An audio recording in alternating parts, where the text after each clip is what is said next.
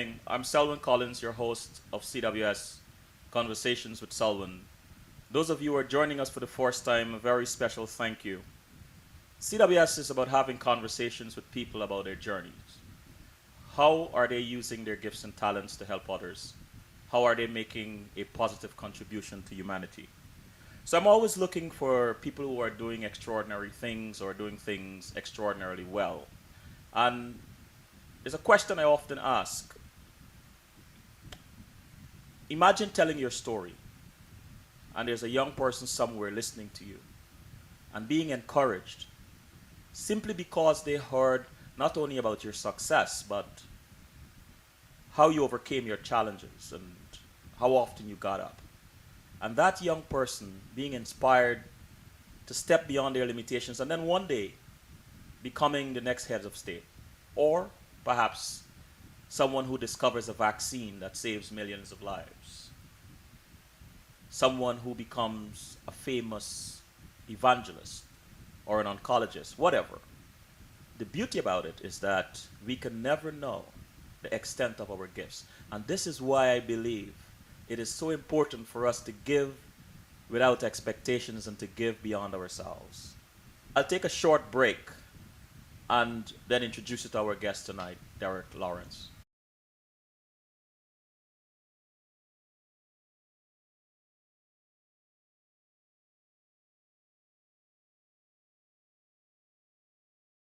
We are back, and the gentleman next to me is Derrick Lawrence. Derrick, good evening, sir.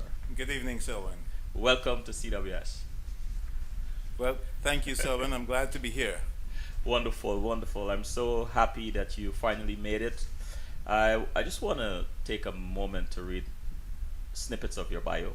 Okay. Was born and raised in Georgetown, Guyana. Was educated at Indian Education Trust, which is now called Richard Ishmael High School. From 1969 to 71, was member of lots of debating contests and president of a junior Toastmasters club in Georgetown. I like that. 72 to 75, worked at the Ministry of Education. In 1976, joined the Guyana Defense Force as an officer cadet. 1976, graduated as a lieutenant. 1977 to 1988, still a member of the Guyana Defense Force. I'm skipping some of these details because we're going to try and bring them out in the interview. Then he migrated to the United States in 1988, became a banker for several years, got an MBA, master's degree in business administration, then retired as vice president for Central Operations M&T Bank, and then he became the founder and CEO of Christ-Centered Empowerment Ministries, Inc. And he's now an ordained elder Presbyterian Church. That was in 2009. All right, Derrick, I just want to get into it. If you were left stranded with 4 books of the New Testament, and the book of Psalms was one of them, which 3 others will you choose and why? Well, the book of Psalm would be in the Old Testament. Or the Old Testament. Okay, Yes. see, well, it But has if- become. The book of Psalm would be in the Old Testament. Right. But if I were stranded on an island and I had to take 3 books of the New Testament with me, I would want to have the book of Romans. Book of Romans. They're very definitely the book of Romans. I'd want to have Ephesians, and I would want to have Galatians. All of the letters written by St. Paul are really awesome documents that really crystallize the thinking of Christ and really sets the Christian religion, gives it its foundations. Without Paul's work, Christianity wouldn't be the same. Paul is the person, I believe, who brought life and vigor to understanding the personality of Jesus Christ and helping those particular groups to whom he wrote those letters, and by extension, the rest of us in the world today, to really understand how we should live our lives to really be successful as Christians, followers of Christ. You were born and raised in Guyana. That's right. What was it like growing up there as a 9-year-old, a teenager, and who did you become at the age of 21? Growing up as a 9-year-old, that was a lot of fun. Climbing trees, doing the type of things that boys do, and every now and then getting yourself into some trouble. But, as you go along, you learn some lessons. Like at 9 years old, I was told specifically not to climb a jamun tree because there was something called airy worm, in the jamun tree. And there was a particular occasion when I thought that I would outsmart my grandmother and got up into the jamun tree anyway. And I learned the hard way because I fell from that jamun tree and I broke my hand. God. So that was 9. As a teenager, that was a time of self-discovery, I believe. It was the time when I was trying to identify who I was, who I wanted to be, who I wanted to hang out with, and who I wanted to select for a wife and that sort of thing. At that point, your mind is just going in every which way. And those were very impressionable years, and a lot of what I learned during that time would have remained with me. And 21? 21. By 21, I was a little bit more sure of who I wanted to be, who I was. By 21, it was very clear to me. I had completed high school. I was satisfied with where I was going. I had charted a very distinct course. And I believe I had also by then determined who my wife would be. By 21? Yes. Congratulations, sir. were you a regular churchgoer while growing up in Guyana? Well, as a child, I had an overdose. Growing up with my grandparents, and I spent a lot of time with my grandparents. And I would go home to my parents every so often. But whenever I was with my grandparents, my grandmother took me to church every Sunday about 3 times during the day. We went to morning service, then she went back in the afternoon, and then she went back at night for a meeting. And I was her companion. I was the willing grandchild who would go everywhere with her. And then during the week, I believe Wednesday night was something called Christian Endeavor, and then Thursday or Friday night it was boys meeting. And so I had an overdose at church when I was a child growing up.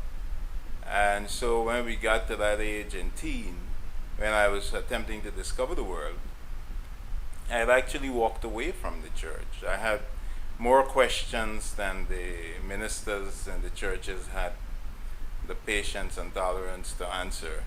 I just seemed to, I read the Bible a lot, and I used to just come up with all these questions. And actually, I think my grandmother had a very simple solution to the questions I would ask, because I wanted everything answered. It seemed as though so many things in the Bible were not clear to me. And my grandmother would say, son, or as she would say, pick me. Don't worry to try to understand all these things, because you never will. Just, accept it by faith. And I thought that was a cop-out. I attributed those statements coming from my grandmother to the fact that, in my arrogance as a teen, I thought that, my grandmother was not a very educated woman, so she was just telling me something that would keep me quiet. So that did not appease me. And I became curious, and until I did make a sojourn into another religion before I came back home to Christianity. Mm. What is your favorite gospel and why? My favorite Gospel. my favorite gospel song. My God is awesome. He can move mountains. It just seems that whenever that song is sung and whenever I hear it, I you come to terms with who it is that you're worshiping. You know, so there's no better word to describe it. God is awesome. He's able and He's awesome, and that song just resonates in a very big way with me. But I love gospel music. You do. So there are other songs that I like. I mean, I do love the song that's made popular by the Winans recently, the Winan brothers, the one that says, "Who God is for? If God is for you, who can be against you?" You spoke about your grandmother. Yes. Um, what is your, or what are your favorite memories, or is your favorite memory of your parents as a child? Of my parents, my mother was always a very hard-working woman. She seemed always to have been on a very tight schedule. In Guyana, when I was a child, I know that she did more than one jobs in order to keep the family afloat. Because my dad used to be a soldier, and then when he left the army, he used to be in the South Caribbean Forces. And when he left the army, he became a carpenter, and there were many times when, as a carpenter, there was no work. And, they had 8 children. Actually, they had 10 children. 2 died. And we lived in a very small house. We were from very humble circumstances. And my mother was a very hard-working woman. That's what I recall of her. She was always busy. She was doing a lot. But she found time to spend quality time with her children.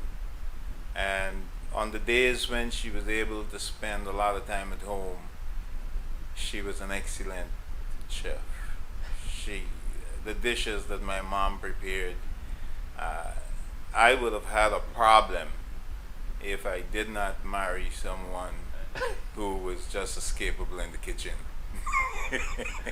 What do you love the most about Guyana and being Guyanese? Oh, Selwyn, that's an interesting question. I mean, there's so many things. Every time I arrive at the airport, it just seems to me that the air is fresher. The breeze blows cooler. Mm-hmm. You just get a sense of paradise. It's like, and I'm talking about the gift of God. I'm not talking about the political circumstances or anything else. I'm just talking about the natural beauty of the country. So it is very welcoming, and I feel it is just a wonderful place to be, and I just wish that we could preserve it in all its natural beauty and see more of it. I happen to have been a soldier, so I went places that other people might not have gone, and so I saw some of the hidden beauty of Guyana. But Guyana is an extremely beautiful country. And as a child, what kind of sports you enjoyed playing? I was not too much of a sportsman, Mhm. I played cricket. I wasn't good at it. I always got hurt. I played a little bit of soccer, and I got frustrated when my friends would out tackle me and move the ball away, But I did some high jumping and a little bit of field and track, but I'm not too much of a sportsman. But this particular arena, the speech, debating society, Yes. president of Junior Toastmasters Yeah. Club. In how did those speaking experiences help to prepare you for your current vocation as a pastor? Oh, it was um, it was great foundation. In fact, there's a part of the Bible that says, "Whom God calls." First, it says that God knew you. Those He pre-knew, He predestined, and those He predestined, He prepared. And so, as I go back now to the things that were important to me as a child and as a teenager, when I was in high school, I was a member of the debating society. I was very excited about it, and we actually won. Indian Education Trust College at that time won the Patrick Dargan debating contest, which was a national debating contest in Guyana. We were the Demerara champions, which meant that we beat, I'm happy to say it, schools like Bishops and Queens Oh, and you did, sir? oh yes, and we even beat the team of lawyers who were in the game. So I was very proud of those moments as a debater in my high school, and the junior Toastmasters, we used to call it Gavel Club. There were about three of them in Georgetown, Mm-hmm. and mostly the fifth formers and the sixth formers of the major high schools would be members of those three clubs. And it was great preparation. It built as a confidence builder, and um, it provides an excellent forum for social interaction with other young people like yourself, all of whom were in high school at the time, had great aspirations, and so it was the first networking opportunity, quite frankly. If you were to eavesdrop a conversation between your mom, your dad, and your grandmother, telling a stranger about you, what do you think each of them would say? I mean, as briefly as possible. What do you think, grandma? Let's start with your grandmother. What would she say about you, and then your parents? My grandmother would say he's asking too many questions about the Bible, and he's not going to get them answered because God is mysterious, Uh-huh. and he should stop asking these questions and accept things by faith. That's what my grandmother would say. My mother would say, I'm a loving child, but I am a bit too quiet. There are times when she thinks my other siblings might be, jostling me out of the way. As a child, when I was much younger, I consoled myself with two fingers in my mouth in a corner.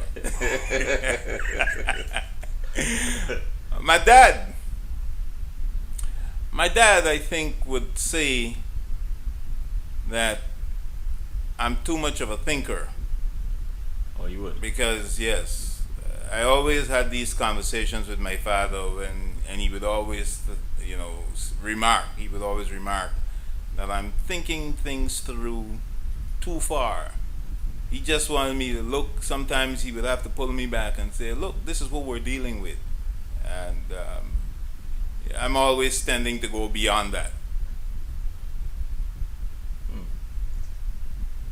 Can you describe the Guyana you saw through the lens of a young boy? Later as an officer in the Guyana Defense Force in the 70s and 80s, and then as an expatriate. Wow. The Guyana I saw as a young person was a country full of promise and bursting with potential, a place where I wanted to serve, I wanted to, first of all, I thought it was so beautiful a country, and there was so much love amongst all of the people in Guyana. I mean, everybody was everybody's brother. We were all our brother's keepers.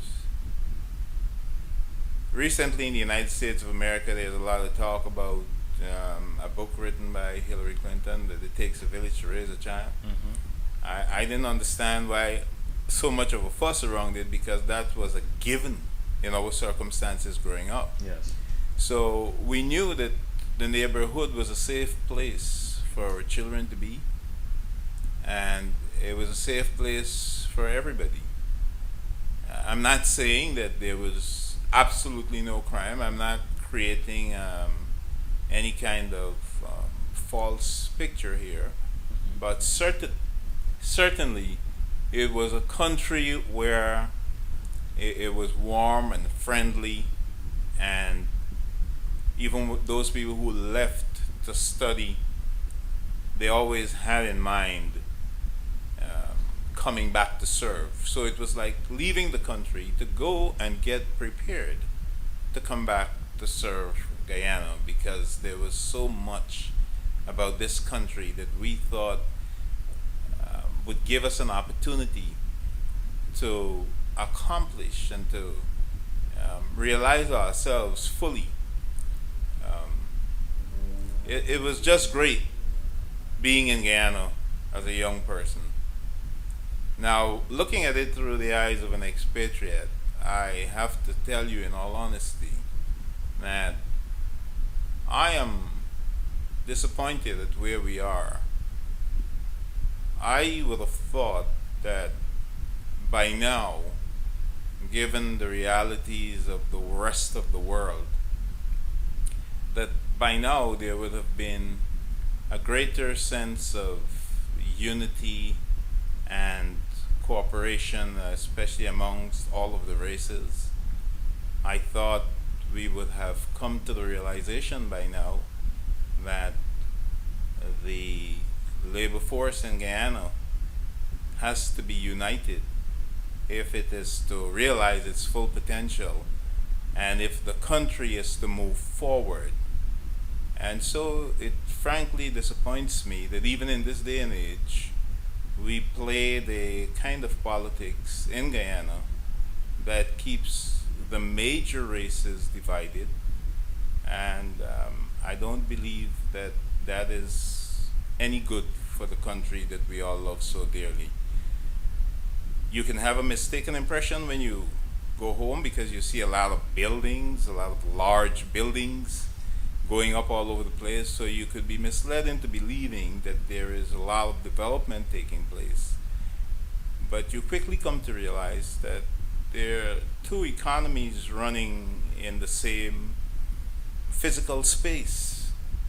And one is a legitimate economy, and that's the one you hardly see. And the dominant economy seems to be something that not too many of us would be proud of. So I'm disappointed, quite frankly. But I do believe that we all have, as long as there's life, there's an opportunity. And just as God is not done with the rest of the world yet, God has not done with Guyana, and I do not believe He ever will turn His back on Guyana. So there is hope for all of us, and there is hope for Guyana. I'm talking about that as a pastor. What are your concerns about it, this state of distrust between the two? You mentioned them, main ethnic groups, and what can the country do to heal these historic wounds between them? Well, right now I lead a ministry that focuses on transformation. And the problem with this distrust is that it springs from ignorance. It springs from ignorance because there's no real difference when you get right down to the bottom of it in God's divine plan between one race and another. We look at a garden and you behold flowers of all different colors and different types, and put together, they make the garden seem more beautiful. But when it comes to human beings, we seem to think that difference should be something that should not be tolerated. And until we learn to value diversity and use the power of diversity to help us accomplish our national goals, I think we would be robbing ourselves and our children and their children. So in Guyana, we need to get familiar with concepts like unity and diversity, where we can learn to benefit from the strengths of our differences and not be like ostriches, so that we don't recognize that every person comes to the table with value. But when we begin to immerse ourselves in the teachings of Jesus Christ and we begin to live our lives from a more transformed position, then we begin to realize that there's really no differences between ourselves, our Indian brothers, or our Amerindian brothers and sisters. We're all God's children. Unfortunately, we do have leaders who are still self-centered, and to the extent that we can exploit racial differences for political gains, there are too many leaders who are still doing that. And it just means that for those of us who want to preach a gospel of transformation, Guyana is actually an excellent mission field. You mentioned just now that God will never abandon Guyana. No. And do you believe that Guyana's goal of one people, one nation, one destiny, saying that God will never abandon Guyana, you think that goal is still possible? Absolutely. Actually, I thought whoever came up with it, that it was brilliant. I believed it when I was a young man growing up in Guyana. I believed that we should become one nation, one people, one destiny. I know you. Sorry. I remember being a student at Government Technical Institute. One of my very good friends, used to be three of us who were spending a lot of time together, and actually four of us: Stanislas Kanjas, Paul Wharton, who's now deceased, and Hassan Ali. And we were a team, and we really didn't see differences. We spoke politics and we would disagree, but we were buddy friends, and we didn't in fact disagree necessarily along racial lines. So while we knew that that existed, we were more open and more tolerant. The same happened with the debating society. As a debater in Indian Education Trust College, the name of the school itself would suggest, I was at Indian Education Trust College, now Richard Ishmael High School. The leader of my debating team was one Iqbal Khan. And you would have Iqbal Khan, Derrick Lawrence, and Early Hazelwood, or Iqbal Khan, Derrick Lawrence, and Michael Archer. Those were the team members. You'd notice I was a constant in the middle there. Yes. But we didn't have this feeling that one was superior and one was inferior, and one group needed to be marginalized in order for another group to feel like it has an opportunity to breathe. So I do believe there is hope, and I think that we should strive to close and bridge that gap. It's hard, it is difficult, or I would be remiss if I have this conversation with you and not delve a little bit into your military career. But one of the things that jumps out at me, because there's so much debate in the blogosphere and cyberspace about Guyana's leaders, past leaders, especially Forbes Burnham. You were aide de camp to the late Lyndon Forbes Sampson Burnham. That's right. What was that experience like? I mean, for those of us who know him as LFS Burnham, the president, uh, what was it like being an aide to him? I think it was one of the greatest mentor-mentee relationship that I have ever encountered in life. And I am grateful that the military gave me that opportunity, because for those years that I served, it was a military appointment as aide de camp to the commanding officer, the commander in chief.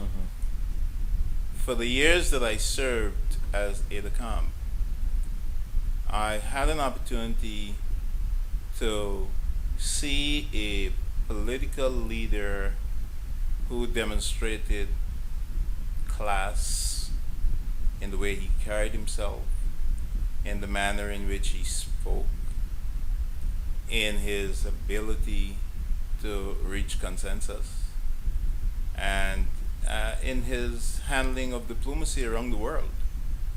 And I know by saying this, there are many people who may disagree, and they're entitled to their right to do so. But I believe that this was a great opportunity for me.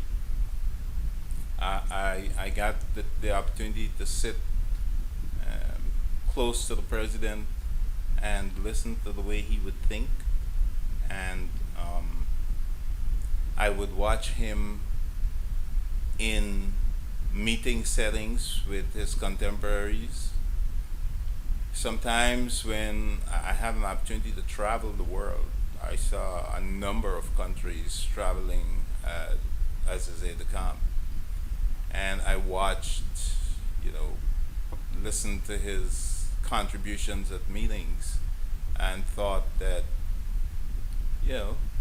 this was a very serious leader who understood the condition of the people he led, and understood the condition of those in the third world, and had a contribution to make, and made it. So, I was a little disappointed the other day when I heard that, he was denied that Oliver Tambo award, because there can be no doubt in anybody's mind that he made a very significant contribution to the struggles of the people in Africa, and particularly South Africa. As a member of the non-aligned states, he didn't miss any of the major conferences, and he went way above and beyond to serve the needs of those people, because he understood the struggle. He was in his own right a freedom fighter, and I think it was an excellent opportunity for me. Is there, and without, I don't know if there's a statute of limitation in terms of confidentiality and or so on, but is there a moment that you can remember, one of those experiences you've had with him, where he came up with he came to a consensus on an issue that you felt was very controversial or challenging? Give us an example of a moment that you were really, really impressed. Well, I would have to say it was a CARICOM conference, and I believe it was in '82. Now, it could be a little foggy here, but I do recall going in, it was held in Jamaica. I do recall it going into Jamaica. It was believed that, there was going to be too much contention, particularly around two leaders, Bishop and Burnham, the two B's. Really? Yes. But as both men showed up, and as the conference progressed, if you looked at the reporting in the press, at the beginning it was very hostile. Coming in it was hostile. But landing at the airport, he did a press conference. And he was very open with the press and had several press conferences while he was there. And I was monitoring the reporting over the days that we spent there. And by the time we were ready to leave, it was fascinating to me how the tone of the conversation had changed. And how many people had come to realize that in fact, both leaders brought something significant to the table and were, really ahead of their time, and so might have been misunderstood before they had an opportunity to articulate their positions. So, it's been a long time, and the details are not what's so important as the fact that the tenor and the tone and everything changed by the time he was able to get on the ground and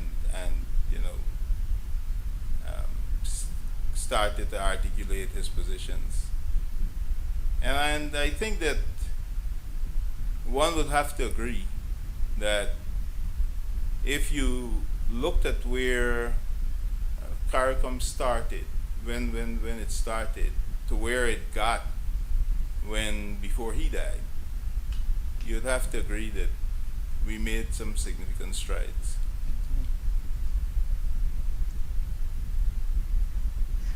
Having had such a promising career in the military, or interesting career, what was the trigger that led you to the ministry? Well, first of all, like I said, even since I was a child, I always had too many questions, going way back to what was going on with my grandmother. Mm-hmm. And those questions didn't cease while I was in the military. So the answering what I perceived to be a call from God was something that had to come, and I was reacting to it all through life. One, by not understanding it and pushing it away. Two, by seeking clarity and running into a different place, and then coming back home. It's all part of a spiritual journey. Mm-hmm. And you got to a place where it became clearer and clearer that you will not be at peace with yourself until you answer the call. And many people who feel called to ministry run from it. I recall, for example, in 2009, I became an ordained elder in the Presbyterian Church USA and started seminary. But then in 2010, when the name David Granger was dropped in Guyana politics, I thought, you know what? What the ministry was calling me to do, what I am coming to the ministry with, was a servant's heart, the heart to serve people. And maybe I can do this by helping elect someone I perceive to be a good and decent human being. Mm-hmm. And so I left and went there. And then, as I said to my ministry now, the members of my ministry now, I say, the big fish brought me back, just like it did Jonah. Who are some leaders you admire? And leaders I admire.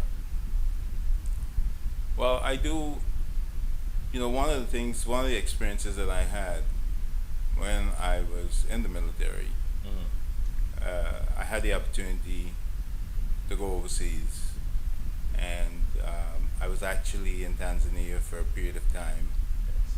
and I I have to tell you, Julius Nyerere was someone that I had a lot of respect and admiration for, and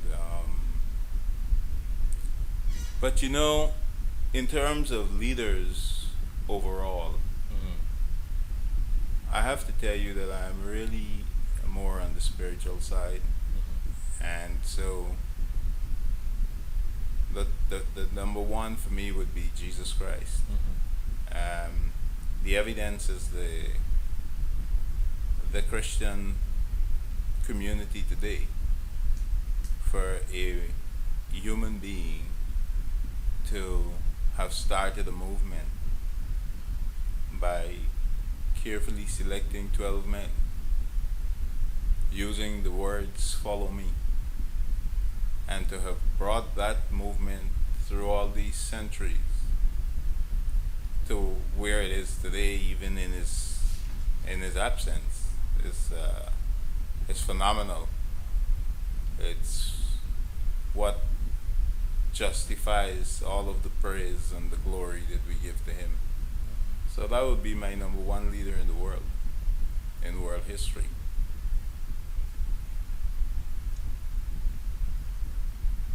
Let's take a quick break. Okay. Yes.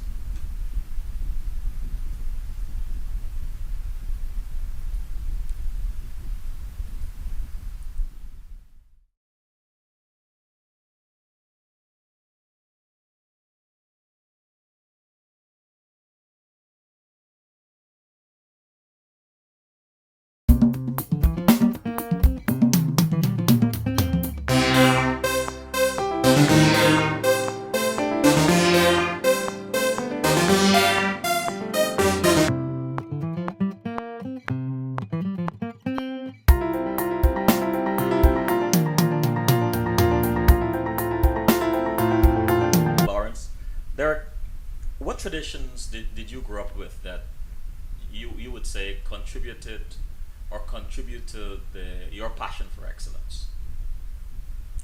For my passion for excellence, Yes.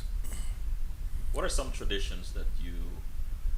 well, that started right in the home. Mhm. My dad always would say, if you're going to do anything, if it's worth doing at your very best. So that started in the home, that if we're going to do anything at all, if you're going to attempt it, put your best foot forward. And that continued. I used to be a Boy Scout, and that continued in the military. It continued all through life, and it's just something that has stayed with me. I believe if I ever attempt to do anything, I what comes to me first when I step back and I review it, it's is this the best you can do?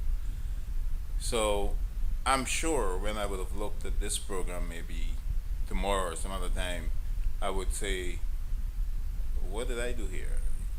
Is this the best I could do? So that is always something that we always step back and ask. So that's where the pursuit of excellence began. It started in my house as a child. Whatever you're going to do the best of it.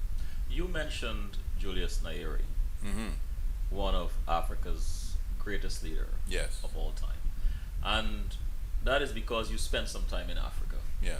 Do you care to share with us some of your experiences there? Yes. Well, you know, I'm going to.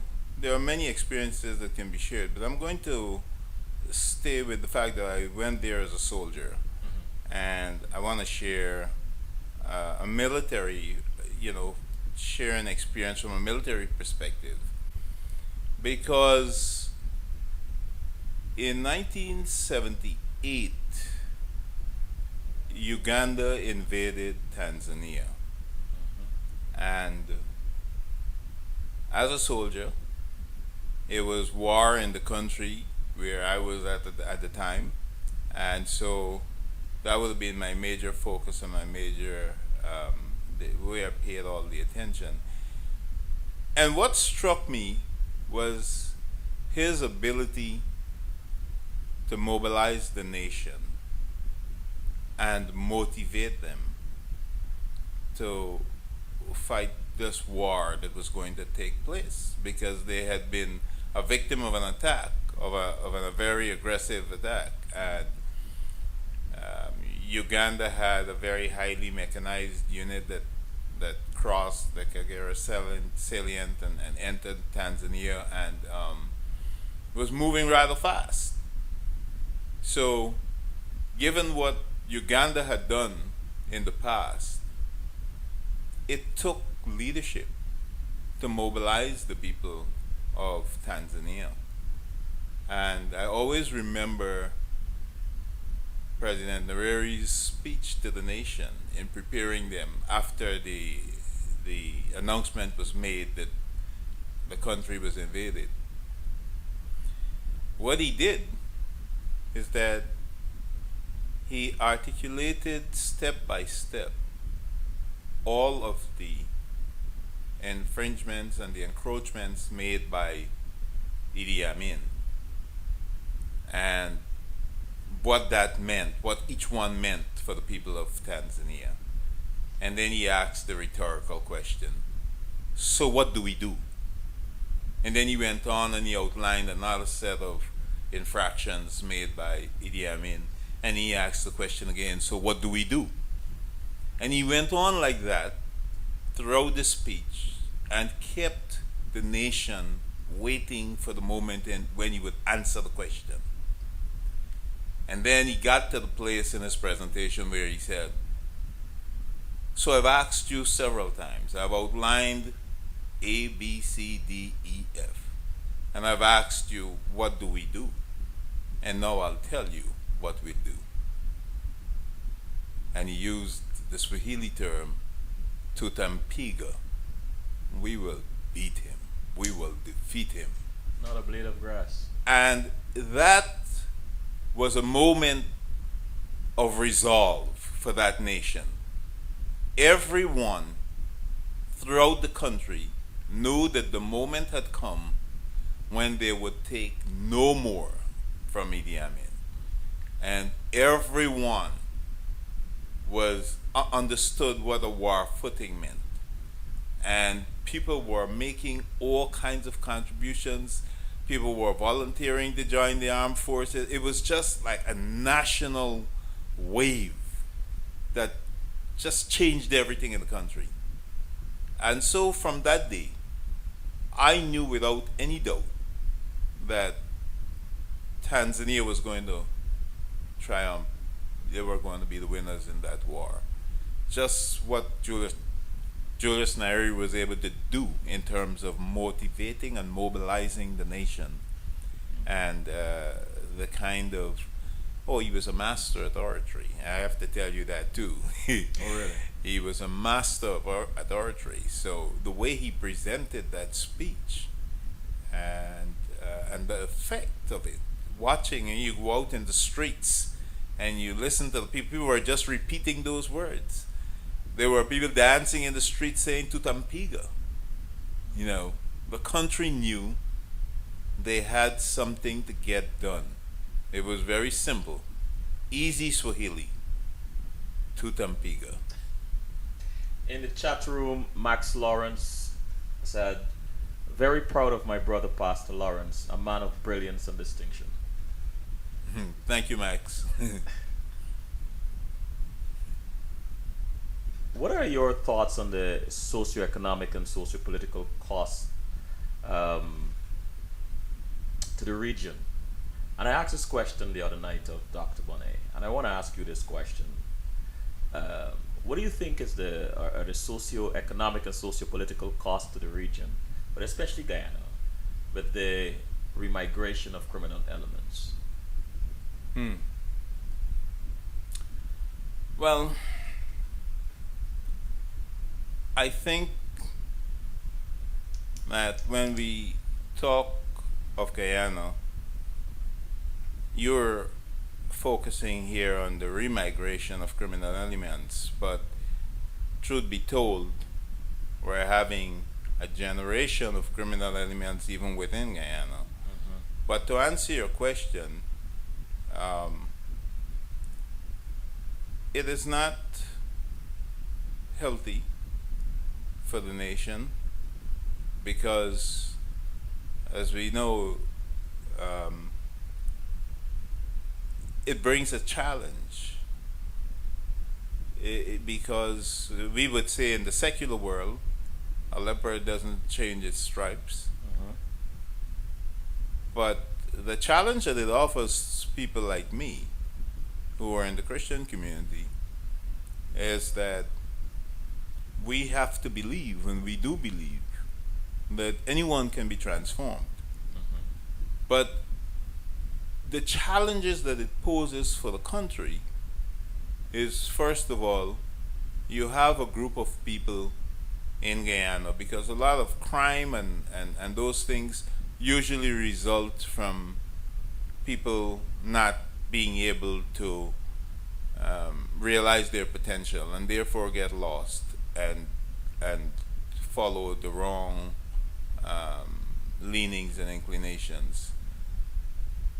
So if you could provide people with opportunity, education and opportunity, then you will have a more productive human being.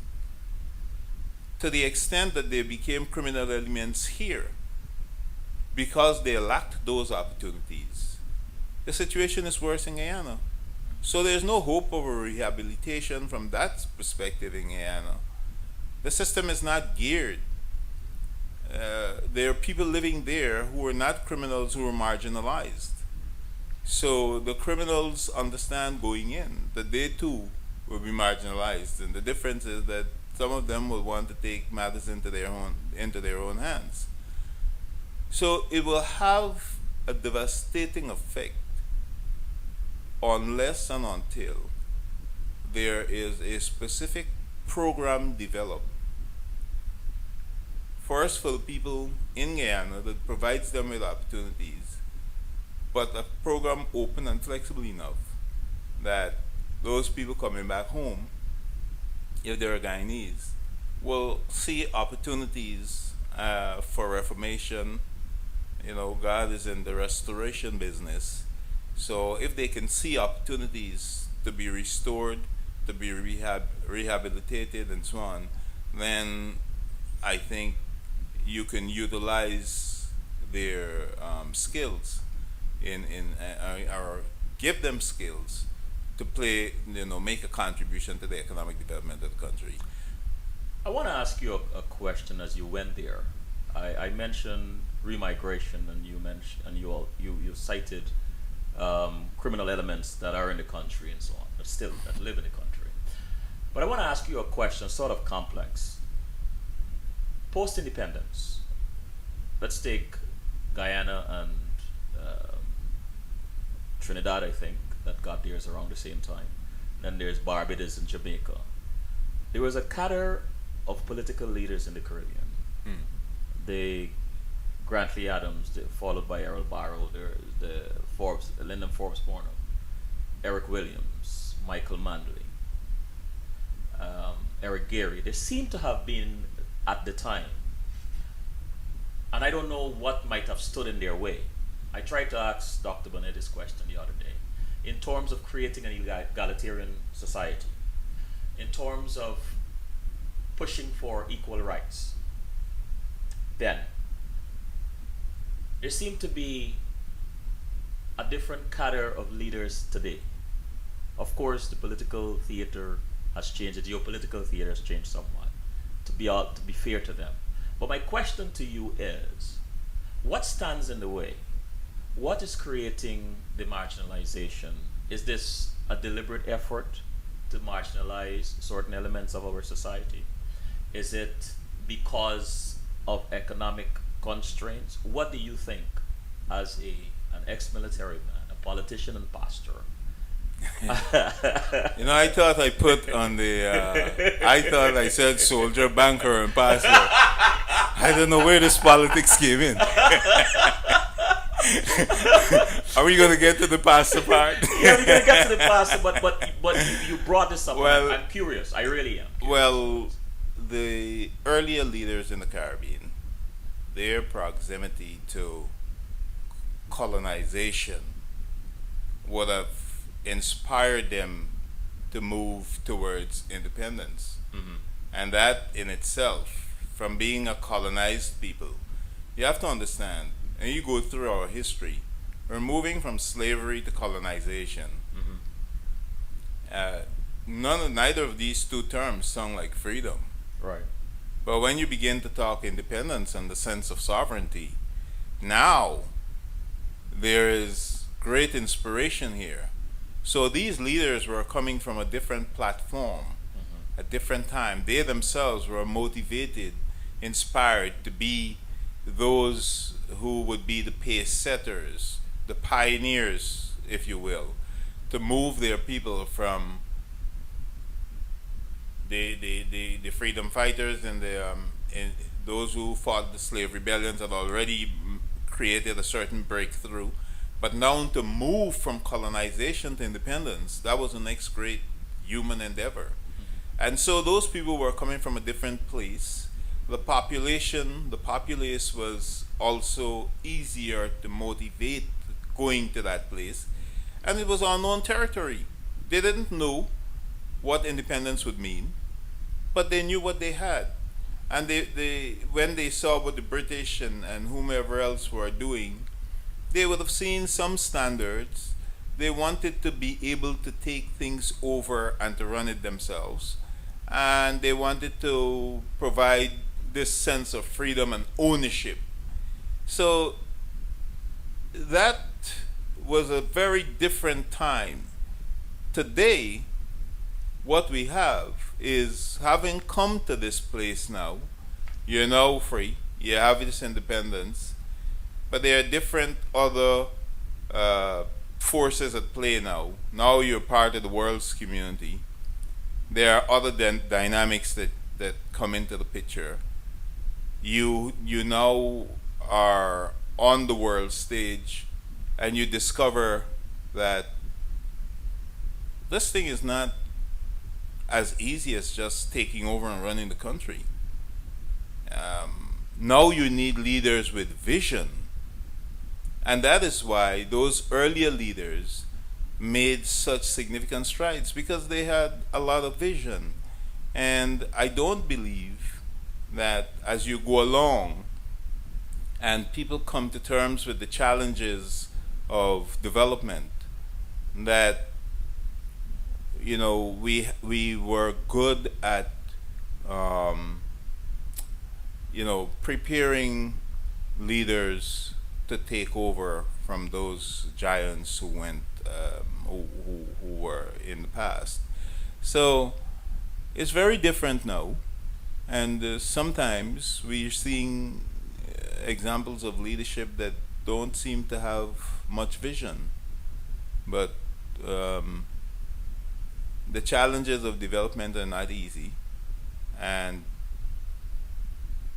once you start to get into, now we're not fighting the British or the French or anybody. Now you get into the local,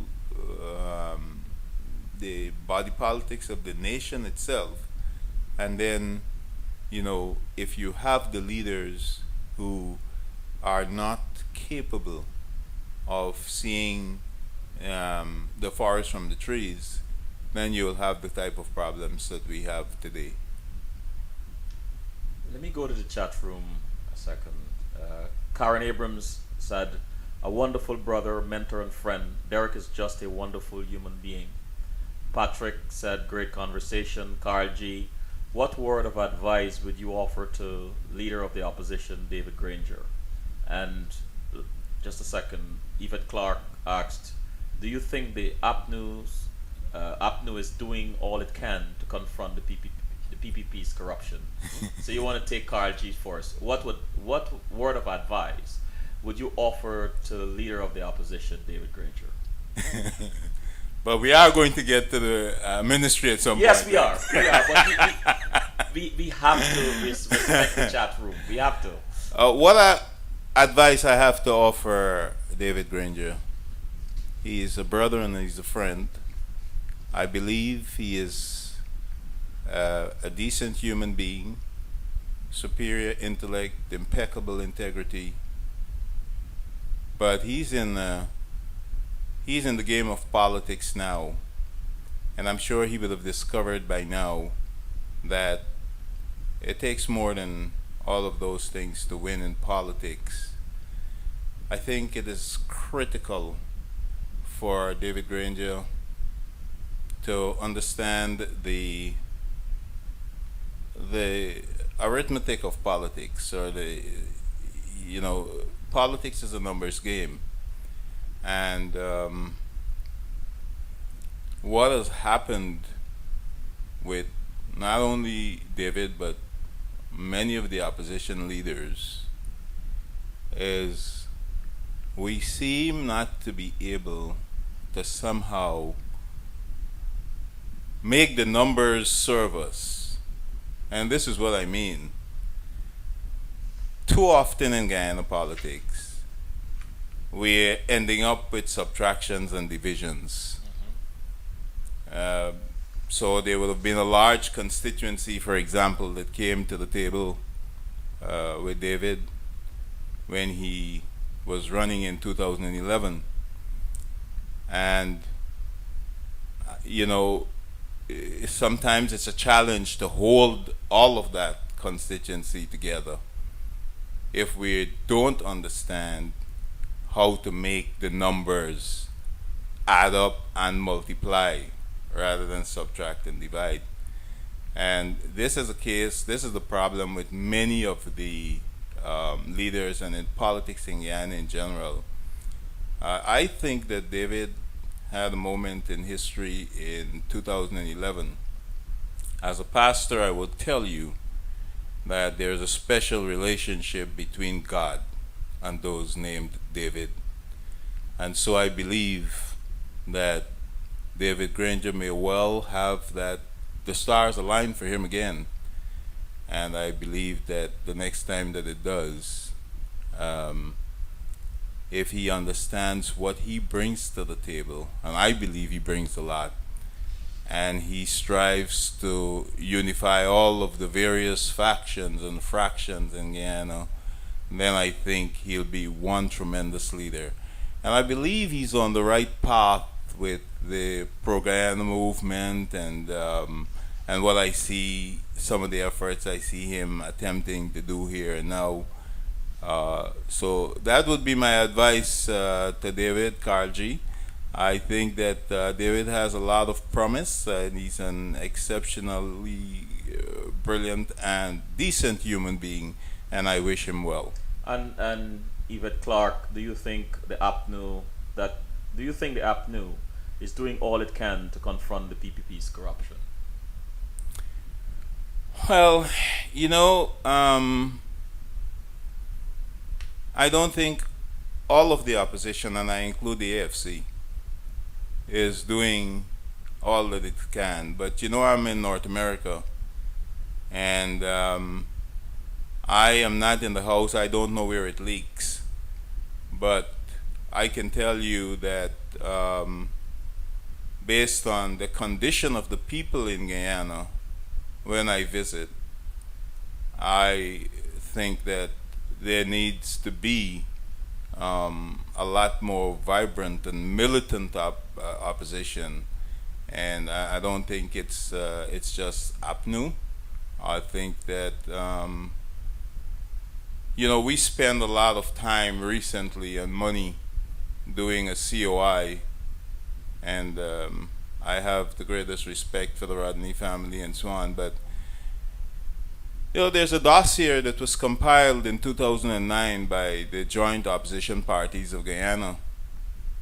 And so for those mothers who are watching how much money and time is spent on the loss of a life when they have lost so many children in Guyana, that dossier talks about hundreds of people killed extrajudicial killings in Guyana, and I think it begs the question: does one have to be a PhD in history for his life to count for something? Let's.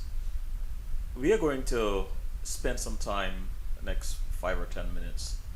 Well, gosh, time has really crept up on us on the ministry because I really would like to dive into this. What is Christ-centered empowerment ministries, and how is it different to other similar ministries? Christ-centered empowerment ministry is a ministry that preaches and teaches the gospel of transformation. It is inspired by Romans 12:2, which says, "Be not conformed to the things of this world, but be transformed by the renewing of your minds." And when we look at it is different from the rest of the Christian body only in the sense that we're not a church per se. Ours is a small groups ministry that meets in circles in warm and friendly places, in homes, in libraries, and what we do is we talk about how it is that we can be transformed. How can we be different human beings so that we become more Christ-like as the end product? And we thought that the best spiritual master to follow in terms of transformation would be the person, the life and teachings of Jesus Christ. So we took a deep breath, stepped back, and looked at all that Jesus said and did. And those broke out into 4 broad principles. And we have used those principles, and we teach and preach those principles because we believe that they have transformative power. And the first principle is love. A great part of Jesus' ministry speaks about love. And when we talk about love, of course there are different types of love, and all of it is awesome and powerful in its own way. Romantic love, relationship love, but the love that we talk about that's coming from God towards us and flows from us towards other human beings, that is sacrificial and unconditional, is agape love, and that is the love we feel that has this transformative power. And if we cultivate it, then it will manifest itself in the service that we perform for other human beings and the way we relate to other people. So that's the first principle. And the second one is faith. And in a sense they're connected, because when you're going to demonstrate unconditional love and so on towards other human beings, you have to have that faith in God to be able to reach out and into places where others may not want to go. So when we talk about faith, I should say we use for our definition in love that piece of scripture which is 1 Corinthians 13 that clearly articulates what love is, and verses 4 through 7 of that piece of scripture makes it clear what love is and what love is not. So for those who want to go back and look at the scriptural underpinnings of the ministry, you can do so. And faith, a substance of things hoped for, the evidence of things not seen. Martin Luther King said faith is taking that first step even though you don't see the whole staircase. And how does one transform? How does one become different if he lacks faith? And one can see that if we cultivate faith, if we begin to believe in the presence of the Almighty within our own being and and within those around us, we can see that we will change. We will not be the same person And the third is humility, and I'm really racing now because I think you ambushed me with the politics. But humility, which is the other principle where Jesus Christ spent a lot of time talking to people about being humble. You know, in one place he made it clear that he who is humble, he who is arrogant, or one who exalts himself will be brought down, and the one who is humble will be exalted. So I think Christ in many different places, he also spoke about if you're the greatest among us are those who want to serve. And so if you condition yourself to be in the mindset of serving rather than being served, and you strive within everything that you do to be humble, you will experience that transformation. And service to humankind, as I said, is the ultimate manifestation of all of these principles. So that's what our ministry is all about. It is about seeking our own transformation. Because when you look at Romans 12:2, which is the verse that in the Bible that we said inspires this ministry, it just didn't say, "Be ye not conformed to the things of this world, but be transformed by the renewing of your mind," and stop there. It went on to say, "so that you will know what is God's good and pleasing and perfect will for your life." So we would not be stumbling into the dark and not knowing where we're going if we can embrace this commitment to transform as Christ, as St. Paul. I was telling you, Romans would be one of the books I would use on the island, as St. Paul articulated in the book of Romans. So I encourage everyone listening to me tonight to not be satisfied with yourself wherever you are in life. I believe that wherever you are and whoever you are, you can be more and you can go farther. And so it is my fervent and sincere hope and prayer that you will seek to find one of our empowerment circles or contact our ministry for more information. You can join a circle or you can start a circle on your own. If you start a circle, we will make available to you a vast and powerful biblical video library. And you and the members of your circle will be able to go into that video library in the quiet and private of your own home anytime and deepen your study and understanding of Christ's teachings, and therefore transform in a very quiet and peaceful environment. But also, coming together in circles provide an opportunity for you to fellowship with other people and to leverage the skills and the gifts of God that members in the circle would have. And in the practice of love, faith, and humility, those gifts will be shared with other members in the circle so that everyone raises like the tide, and everyone is transformed, and everyone is more Christ-like, and we can then make a better contribution to whatever it is our calling in life, coming from a higher place, a place transformed.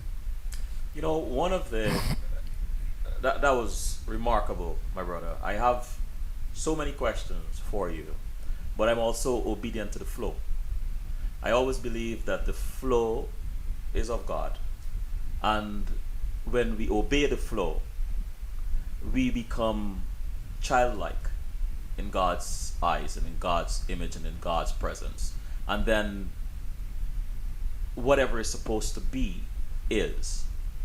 And it is interesting just now when you mentioned the politics and the ambush, but it wasn't, because it was an element that we could not control. And this is why I knew that in the context of God and how things happen, This is why I knew that this was there for you, because it's the chat room. And these are people who are joining in the chat room, led for whatever reason. Because you, brother, because of you, they are there and they're asking these questions. So I think what these questions have done is give you an opportunity to show your depth and breadth, which you did so very eloquently and so very authentically. There are some more questions there, which I will address, because I think whenever something shows up, there's a reason for it. So let me ask you some that I have prepared for you. What was the most challenging, or what is the hardest part of ministry for you personally? Casting. Well, the hardest part of ministry for me is just being able to reach, and I think you would have solved this problem now. I just sometimes you feel impelled, driven to deliver the message that God has placed in your heart, and you wonder how you can reach a large enough audience to hear it. I believe tonight you were talking about the flow, and the Spirit of God is telling me that this really is probably the beginning of an opportunity that I can reach a large audience with this message, because ministry, you feel bound, you feel compelled to do something. If you analyze what it is that I'm doing from a logical perspective, you wonder, why am I doing it? But there is no logic to this. There is something else at play here. And you said you had to be obedient to the flow. I can tell you, even when I didn't want to be obedient, I was brought back to do what what I believe I have to do. So now that I'm doing it, I would love the opportunity to reach a large enough audience, to encourage more people to seek to refine the human personality, that gift given to us by the Almighty, through this message of transformation. If we can only love like Jesus wants us to love, and he didn't make love optional. He said, love is considered a commandment. It is the greatest commandment. So Christians are dealing with two things: the Great Commission and the Great Commandment. And the Great Commission is to go throughout the world with the gospel. But the Great Commandment is to love one another. Love God with all your heart, with all your soul, with all your being, and love your neighbor as yourself. So, the opportunity to reach a large audience, sometimes I trip over myself because I want to meet as many groups as possible. And I know my loving and beautiful wife gets concerned sometimes, because I can get to burn out and still want to go on preaching and teaching the Word of God. I think this opportunity here to speak to as many people as we're probably reaching tonight is an awesome opportunity, and I pray that God will make it available on a more consistent basis, so that the message of transformation and the work of the Christ-centered empowerment ministries can reach more and more people. You said you had some more questions, so let me be... Yeah, well, I have some in the chat room, and I have to respect the chat room. Yes. David Crawford, and we want to go through this as rapidly as possible, okay, because time is upon us. David Crawford said, you talked about Nayeri's leadership. What do you think of David Granger's leadership with regards to motivating the people to rally behind him and move the country forward? A few seconds. Well, he certainly has not been tested in that area as yet. I haven't seen a real crisis where David Granger had to do what Nyerere did. However, I could tell you that in 2011, when I went home for the elections, that area that we call Coffee Square, Square of the Revolution, the crowd I saw there, I had never seen any time before in the history of Guyana politics. And it is in my heart that the crowd came to hear David Granger. So I believe that, like I said, whenever I believe that in 2011, I believe this with all my heart, the stars were aligned for David Granger. I believe he has something to offer Guyana. He is brilliant, he has integrity, he's a decent human being. I do not know, I'm not in the house at the moment, I do not know of his abilities. I have not seen a recent situation where he mobilized the people of Guyana on any major march or anything like that. I think I heard him say at one time that that is to be a very careful strategy and it's not to be used willy-nilly. So more is to come on that. We have to see some more on that. Marlon Noel asked, does religion have a role in Guyana positive development? Absolutely. Michelle Lowe, where is your ministry located? Is there an online component? Yes, there is an online component. We have a website and we have a Facebook page. And at the moment, I'm sure my webmaster is listening to me. He is an exceptional webmaster. But at the moment, our site is under construction because the webmaster is very creative and he always wants to do something new. So he is working on something right now, but you can go to www.christ-centeredemi.org. And if you just go to Christ-Centered Empowerment Ministries on the Facebook, you'll see us there. In terms of physical location, I said we meet in circles. So we have 2 circles in Maryland and we have a circle in New York. And on the 12th of July, I will be in New York at 921 Cedar Street. What is that? Freeman. It's in Long Island. I will be at a home there and I will be running a seminar on how to conduct the circle. So if you're out there and you're interested and you would like to be a part of this great ministry, then I encourage you to stay in contact with the ministry and I'll give you my cell phone number. We have a ministry number which is 410-343-7073. Or you could reach me at 443-769-6118. Or you could see a whole lot more information on the website and on the Facebook page. And Patrick, when you look at the civil rights movement in the USA, you see the church having played an enormous role. Why do you think the church in Guyana is so silent on the violence meted out to the young African males? That's an excellent question.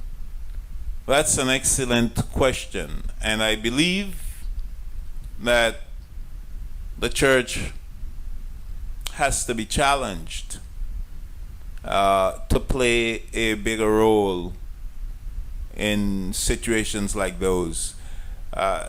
Perhaps liberation theology is not something that many of the pastors there wish to embrace, but I can tell you that, you know, when I reflect on the story that Jesus told of the Good Samaritan, I often believe that many of Guyana's youth are lying by the wayside of the road like the wounded man in the story of the Good Samaritan. And far too many people, including the church in Guyana, are passing by on the other side. But I believe it will change over time because I believe in the power of the Holy Spirit. And I think that God has not turned his back on Guyana, nor he ever will. And so in time, I expect to see the church play a dominant role in ensuring justice for all. Bill said Pastor Lawrence has so much to offer that one conversation with Selwyn is not enough. I'm just saying, when will that take place? Okay, okay, Bill. We'll allow God to dictate this. Karen G said, Derrick, I have not seen you in years. This statement, there is no benefit in continuing to be who you are today. How will you explain that statement to a group of young men who are on the verge of giving up? Yes, and that statement is directed especially to men who are on the verge of giving up. Because when you're on the verge of giving up, what you're not seeing is the presence of God within your own being. You're looking at yourself and you're seeing limitations. And as long as you see limitations, you will give up. But listen to me right now. There is a realm outside of yourself. And there is a God that lives inside of you. When you awaken that king within you, he will move mountains, but you have to believe. That's all he needs to be awakened within you. And if you believe that this statement does not apply to you, it's either a point of arrogance, which is to say that you believe you have achieved all that you can achieve and that you are as good as you will ever be, or you believe that what you have achieved is the ultimate and you cannot achieve anything more. Either positions are wrong, because the human capacity truly knows no boundaries. And so I encourage you tonight to understand that God is real and he lives, and the Spirit of Christ lives within you, and you can be empowered to accomplish anything, and all you have to do is believe. What encourages you most as a pastor of a growing church? What encourages me most is when I see members of in our circles responding to the gifts or the lessons that the Lord is showing us in these circles. I give you an example. We had a circle not so long ago in Baltimore, and there were a number of people who came for the first time. And after that meeting, a couple that was there called me and said to me, this was our first experience with the circle. We were invited by a friend. But I want to tell you, Pastor Lawrence, we have learned so much from the circle. There's something about what went on in the circle, because the circle is it's not me standing and preaching. We play games, we play music, and we study in a certain kind of way. There's a particular format that we use, and we study important sections of the Bible that speak to these principles. So they walked away, letting me know, calling me days after to let me know that they believe that experience has enriched their relationship. They came as a couple. I understand they are now planning to get married. I have to ask you to give us one, and it goes in this way. Somebody listening to this broadcast tonight is in a sea of despair and distress and not knowing what to do. What is your message to them? Understand that you stand not alone. That even in this moment of distress, even in this moment, if you are the person that the Spirit of the Lord has asked Selwyn to speak to me about tonight, I will ask you, if you are in any distress at the moment, if you are feeling down, I will ask you right now to take a moment of silence and understand that God said, "Be still and know that I am God." I want you to think about that for just a moment, and then I will pray with you. Good and gracious God, we humble ourselves before your mighty throne, me and all those at this moment who are in a moment of weakness, who are a moment of despair, who are at a moment of doubt. We come before you, Lord, knowing that you alone are God and that you are capable of all things. And you have assured us in your word that whenever we ask of something, it will be given. Whenever we knock, doors will be open. Whenever we seek, we shall find.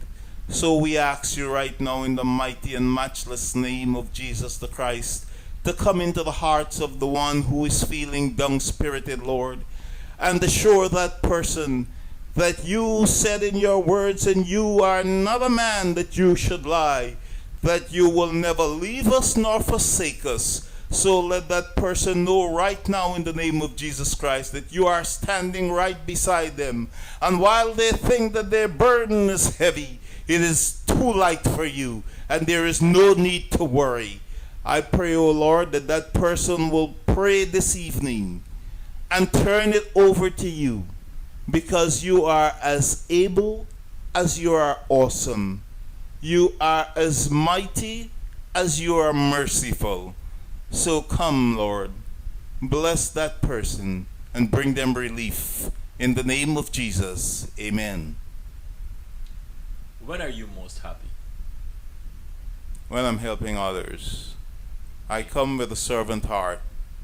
And when I'm helping others is when I'm feeling like I'm fulfilling my role and my purpose. And that gives me the greatest joy. What are you most proud of? My family. I love my wife. I pray she's listening. She's a wonderful woman. She has stood by me through all kinds of circumstances. I've been away from my family during the time I was in Africa while I was in the military. I was always on a course. I was always gone. And every time I came back, my family was intact, full of love. And so to my wife and all my children, I love you all, and God bless you. Amen. Finish this sentence. I look forward to Sunday evenings to. I look forward to Sunday evenings to be with my family. That's a time when we actually relax and we do a little home circle.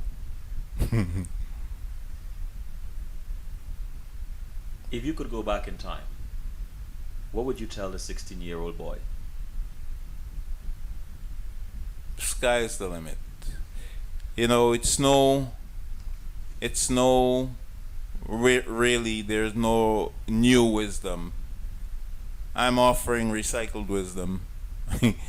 In my humility, I can tell you that, you know, we don't come with more profound messages than have already been out there. So for that 16-year-old, I say the same thing I learned when I was 16. Learn to make the most of life. Use each single day. Time will never bring you back. Chances are swept away. Leave no tender word unsaid. Work while life is last. The mill will never turn again with water that is past. Let it go, let it go, let it go. The past is gone. I guess that's the moral in that. Yes. The mill will never turn with water that is past. Yes. Marlon Noel said, great conversation and advice. My point exactly. Very sad that many are not seeing and hearing it. Joe Lawrence, proud of you, my dear brother. You are my inspiration. Thank you both. What's next for you? What next for me? I will continue with this message, continue on this path of transformation.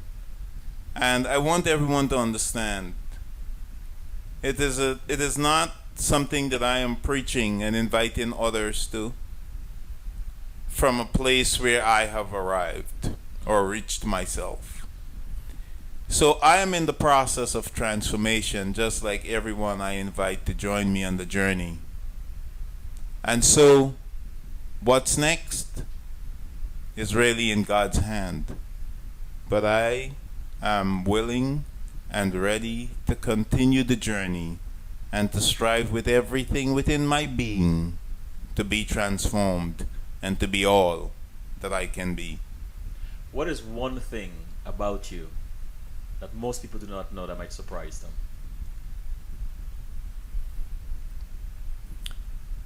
Most people do not know that might surprise them. One thing about me. Mhm.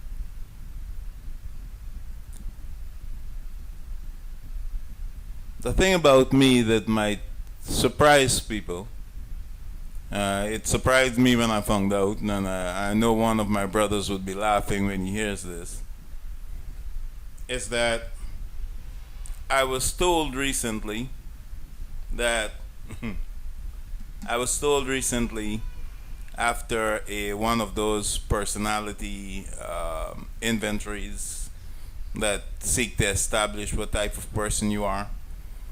One of those revealed that I'm not a fun guy. I take life too seriously.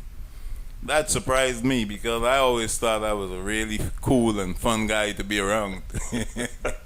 But as I did that inventory, it came out that I am a very serious person and that perhaps I should smile some more and take life, don't take myself and everything else around me that seriously. Follow the flow. So I've been working on that, so every now and then I make some jokes and so on, and sometimes it's dry humor and sometimes people find it really funny and laugh. So I'm working on being a fun guy. They told me one thing for sure: I am not going to be that fun guy to have a beer with, so I'm not likely to be the president of the United States of America. Last question I ask all my guests: what makes you laugh out loud? Wow, I think that story I just told made me laugh out loud when I heard it. That I wasn't such a fun guy, but generally speaking, I am tickled by my grandchildren. Mm-hmm. They come up with some of the weirdest things sometimes. And they say some things that really, you wonder where they're thinking. And it makes you laugh that they're innocents, Yes. I give you an example. I was on the phone one day, and someone was talking to me about whether or not I can attend a certain seminar. And I said no, at that time I would not be available. And my granddaughter, a beautiful baby Kennedy, I pray she's listening, she, just 5 years old, at the time, she went downstairs to her grandmother, my wife, and said, I think Grandpa is cheating. He's upstairs there telling somebody that he's not available. That he is available. Oh, that's a good one. That's a good one. Anything surprised you about CWS? Yes, I listened to this show a couple of times, and I've got to tell you, I'm very impressed.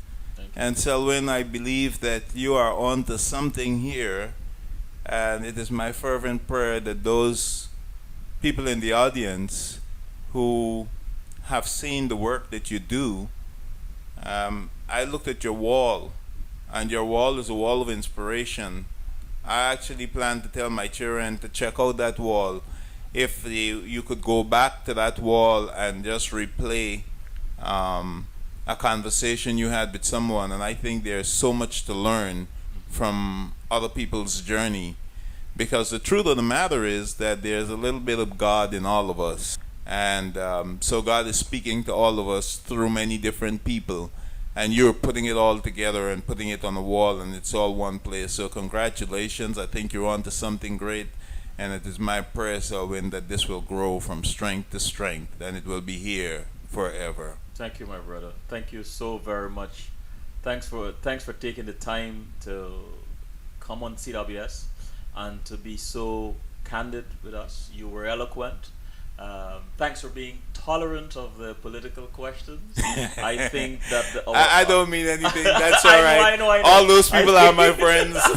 They ambushed me, not you. I think the audience were very happy about it. But before I close, there's one I must read in the chat room. The last one, Eddie Collins said, Derrick, your message was well received. It was true. It was powerful, and it was timely. Thanks, Eddie. You know, talking about being rescued by God, he has summarized my summation. And thank you, my brother. Thank you for coming in and saying that. Thank Derrick, you're a wonderful human being. Thank you. I pray that Thank you God. are successful in all your endeavors. God. Transformation is a very powerful thing. It's a very important thing. And I think everybody must understand the mechanics of transformation, understand the importance of love, the importance of forgiveness, but more importantly, the importance of humility, because I think humility is this Yes. one thread that weaves all of those together. Or without humility, none of the others are possible. Yes. So it is was a very powerful message here tonight. And someone in the chat room mentioned that they don't think that this interview or this show, this one conversation is enough. And I second that. So I'm going to invite you back at some point, because there are so many questions I didn't get to ask you, my brother. I'd be glad to be But as back. I said, I'm obedient to the flow. Yes. So I will invite you back so we can really get into it. Yes. Thank you. Thank you, Selwyn. You're Thanks for welcome. having me. You're welcome, my brother. God bless you, and God bless the show. Thank you, and good night. Good night.